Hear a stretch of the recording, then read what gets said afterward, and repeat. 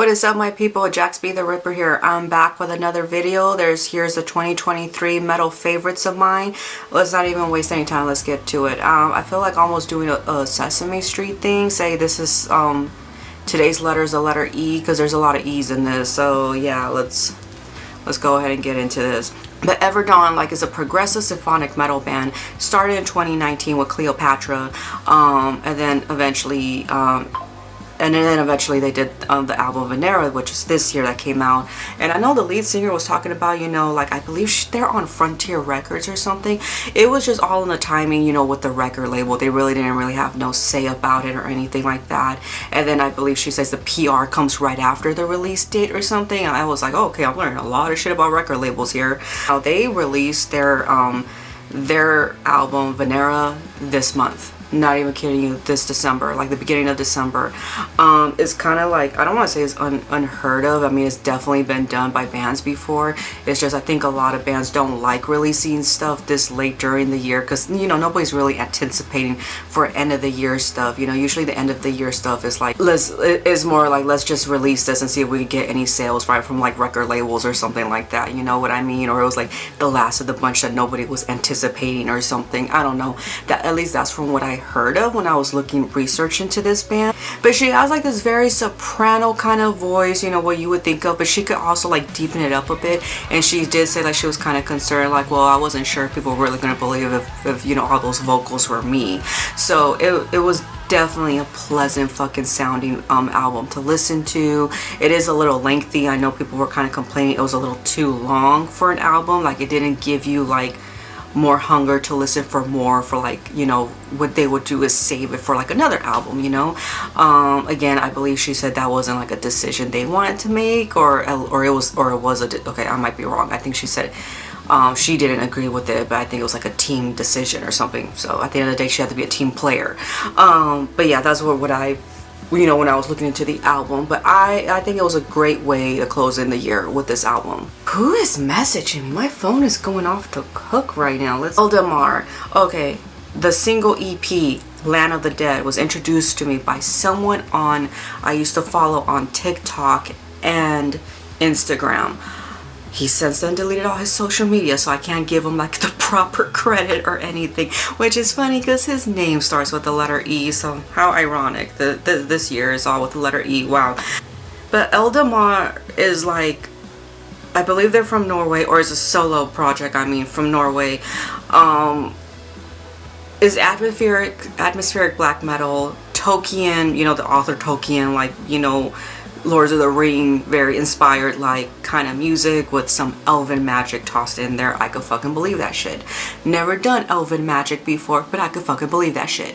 It's just very, I love nature, shrilling, icy vocals. I sometimes feel people, especially if you're not part of the metal community, especially if you don't like black metal, you're not going to understand that combination until you listen to this kind of music and give it a chance. Because when I describe this shit to coworkers, they're shrilly icy voice, but yet a love for nature. They don't fucking get it. They just don't. The album, besides from that single EP they did, I've been listening to a lot, is A Dark Forgotten Past.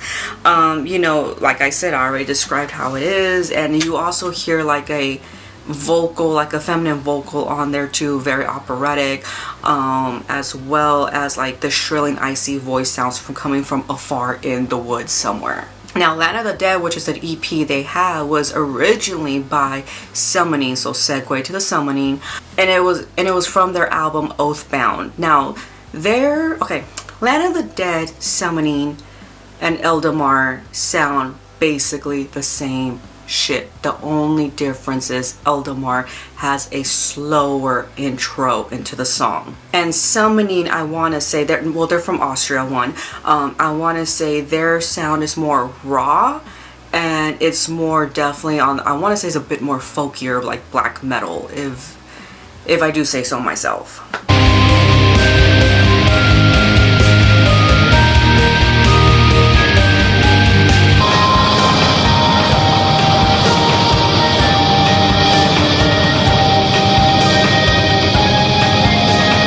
definitely a lot more rawness to that album, and that's the only album I heard. I didn't listen to their other stuff, but it was this album, and as well as Eldamar, I was listening to the most, especially during the time when my mom died. So it was 2 albums I was going back and forth a lot. Going back to the letter E, Exit Eden. So they came out with 2 new singles, Run featuring Marco Hitalia, who used to be on Nightwish, and a bunch of solo projects he's had throughout the years. I really love the song. I thought it was great. The music video was great, especially because they were trying to do the whole like 3 Norns, 3 Fates, 3 Graces, whatever you want to call, and where they're cutting like his lifeline and everything. The whole thing was fucking cool.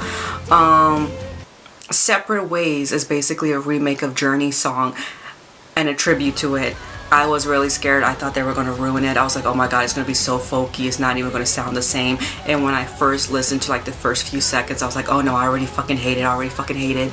But no, it surprised me. It was like, it sounded almost like the 80s version, but just with their type of, you know, music, symphonic metal and melodic and everything, and they amplified it more. I thought the vocals were great and everything. I enjoyed this song very much, as well as the music video. I feel like Run was a better music video, but when I was reading through the comments, if you're pagan like me or worship more than one god like I do, they were saying it was almost like they were paying tribute to Morgana, or the Morgan, however you call her. I'm not very familiar with the Morgan, but I definitely have heard of her.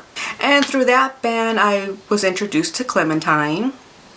And through her, because of her, I was introduced to Vision of Atlantis. Now, she is a recent singer. I believe they've had a few lead singers, and I believe they're now in Austria. I might be wrong, but I believe now the band is based in Austria. It's both male and female fronted, which is a great combination. I do love both their voices very well. I didn't think I was gonna like this album at all whatsoever. Pirates, because I had to do with pirates. I don't like pirates. That's what I'm trying to fucking say. I didn't even like Pirates of the Caribbean. I fucking hated that shit. It's funny because that's like the one series I did not like Johnny Depp in at all whatsoever. Now, I can't really, you know, say my intake on this, because like what the band was trying to say is like, oh, you know, we wanted a different sound where they touch on the light of the dark parts of life, you know. It's like that's what they were saying, and their you know, in their little biographies about, you know, this album. I can't really like say, yeah, I agree with that, because I haven't heard their other shit before. I've only heard of Pirates, so I need to like, you know, visit those in order to be like, yeah, I agree. So, but that's what they like to describe this album. The videos are great though. Music videos, they're pretty decently produced. Beyond the Melancholy, this song was also introduced to me by that guy who disappeared off social media, who also start with the letter E. I fucking hate the letter E. Or the single is called The Loneliness That Will Never Leave Me Part 1. I did not listen to Part 2, Part 3, or Part 4. There was other ones. I've just only been having this one on loop. It's very depressing black metal. That's all I have to say. Very depressing. Fucking loved it. It was raw, got into the point, felt soulless, felt like a cry for help. Fucking loved it. You know, sometimes I think about it, because I know that guy starting with the letter E had a band or was like making music. I sometimes wonder, was this his song? Well, you're reviewing his band and he doesn't even know it. Edge of Paradise, we're back with the E's. Hologram. Now, I love The Unknown, which was released in 2021. It was one of my favorite albums, especially of that year. They're definitely a sound of like electronic, melodic metal, industrial metal, and it just flows in so perfectly with like really heavy riffs, and then here comes the electronic side. Like, I love how everything flows and just it goes perfectly well, and it's like a roller coaster, and you're just up and down, up and down. I fucking love it. And it doesn't feel like too much of a drastic change either, like, you know, like, oh, it's too poppy this, or it's too industrial. No, I feel like it's all like, it's still metal, you still hear it, it just has these elements to it. Unlike the song Mortal Attraction by Magica or Magica, I'm not sure how they would say it. It's the Romanian band I reviewed with Classy Lonnie Metal months ago when we were talking about Metal Around the World Romania, which I know I started to get on fucking Switzerland. Give me time because my depression. I love that song so much, but I hate the drastic change eventually it does, like almost towards the song, and then it goes back to like the original sounding with both the vocals and the sound. I fucking hate. I felt like, but yeah, I just hate that drastic fucking change. I don't like it. I hate when bands do that. I know Nightwish have done shit like that too in the past. I fucking hate that shit. Next band is Ara. I hope I'm saying that right. Triad 3 Nyx. I'm guessing it's dedication to the primordial goddess Nyx. I discovered this band through black metal promotions. The album was aggressively beautiful. That's all I could explain. It's just aggressively fucking beautiful. It's an atmospheric black metal band, obviously, but it's not so nature-y sounding like Eldemar and Elderwind. You know, atmospheric black metal isn't always about nature. But it's definitely, this whole album, it was like taking you through a journey in life and letting you know, hey, these are all the obstacles you're gonna fucking take. Let's get this show on the road. Sworn, a melodic black metal band from Norway. Okay, so it was a one-person project in 2005 and now it expanded. If I remember correctly, I can't remember the name of the Instagram profile, but I'll leave their screenshot right here. It's two kitties that love metal music. But there's definitely like that 90s feel of like black metal meets like the extreme metal of that time. Calamity Sea was a song I was exposed to, and it has like the highest listens to on Spotify as well. Some of their songs, when I was listening to them, they'll have like an acoustic guitar like as a solo, or just like some kind of like atmospheric, almost like soundtrack to a movie kind of solo. I don't know if that makes sense. Satanic War Master, I believe it's still a solo project from Finland, right? After all these fucking years, you would think you'll get a band by now. I cannot pronounce the fucking names because they're in Finnish, but Erumgonder, which it almost looks like Armageddon, and Fimbulwinter. That does not, that sound fucking flimsy. Okay. Anyways, both came out in 2022. They come from a long way from that raw sound. It is so fucking well produced. Either that was a gunshot or fireworks if you heard that in the background, probably both. This was a great listen to. Berserk Death had to been one of my favorite songs to listen to.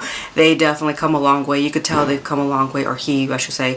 But it is such a great album to listen to. I fucking enjoyed every fucking minute. Haunt, Golden Arm. Okay, so I've never been disappointed by an album Haunt has released.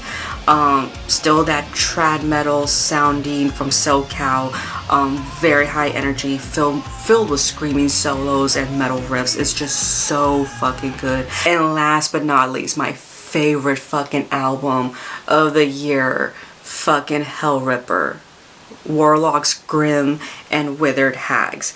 I fucking love JaxB.TheRipper to death. It's my favorite band of all time, along next to Haunt. Like, they're always in battle. Like, I just don't know who's gonna fucking win. I think what it is like Haunt still sound, it's like almost like Motorhead and Slayer. It's like it still has the same sound, but at least Haunt can make it sound fresh and not stale. Whereas like JaxB.TheRipper, because it's a combination of like black metal, thrash metal, extreme metal, and so many others, where the sound could sound the same, but still it's JaxB.TheRipper. Like, you know it's JaxB.TheRipper. The lyrics are very mythological based instead of the typical like satanic or devilish kind of like lyrics that you would hear from like black metal bands. Like, it's just so fucking good. And now I believe now he also has like a whole band now, because I know he's touring Europe. My goal is literally to go to fucking Europe just to see JaxB.TheRipper. Like, hopefully next year I could fucking do that. As also that thrash sounding, nuclear falling kind of fucking sound. I mean, just even the song itself, like Warlocks Grim and Withered Hags, like, not only does it start off like slow but heavy and then gets right into it, and then it ends, it sounds like a bagpipe at the end, but very metal. I might be wrong about the instrument.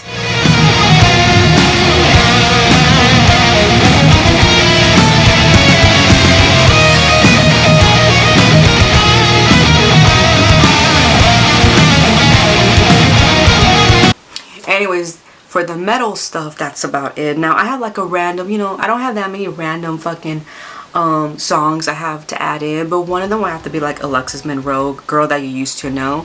I really like the song, especially because it's just so fucking 2009, so fucking 2008. Like it's like MySpace all over it. I fucking love it. The hairstyle, the way she dresses, everything. I was like, oh my god. And that was my era right there. I fucking love that era so much. So if you're really into like that, like I wouldn't say emo, it was more like scene music, that scene trashy music, you're gonna fucking love this shit. And the only thing I hated this year and listening to, and I just never want to listen to again, and I ain't even gonna give them that much of the time of day. I already did it on a live stream with Killbot, and that is Sleep Token. They could suck my fucking dick, and that's it, and that's how I'm gonna end it anyways. Y'all have a happy new year, and make sure to take care of your vaginas and have a bonerific day.